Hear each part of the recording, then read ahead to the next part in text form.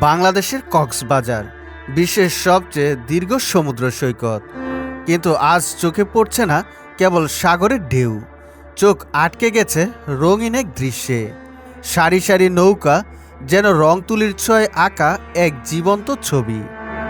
লাল নীল হলুদ সবুজ প্রতিটি নৌকা এক একটা গল্প, জীবিকার, সংগ্রামের আর স্বপ্নের গল্প।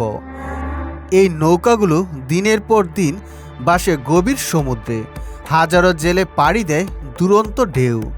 তাদের জীবন চলে এই কাঠের নৌকার ভেতরেই। পেছনে কেওড়া বন, সামনে নীল জলরাশি, পুরো দৃশ্যটা যেন এক সাইলেন্ট পোয়েট্রি, নীরব অথচ গভীর। এটা কক্সবাজারের এক অনন্য রূপ।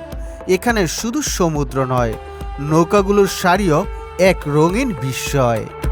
এই দৃশ্য দেখে মনে হয় ভ্রমণ মানে শুধু জায়গা দেখা নয়, ভ্রমণ মানে অনুভব করা, মন ছুঁয়ে যাওয়া।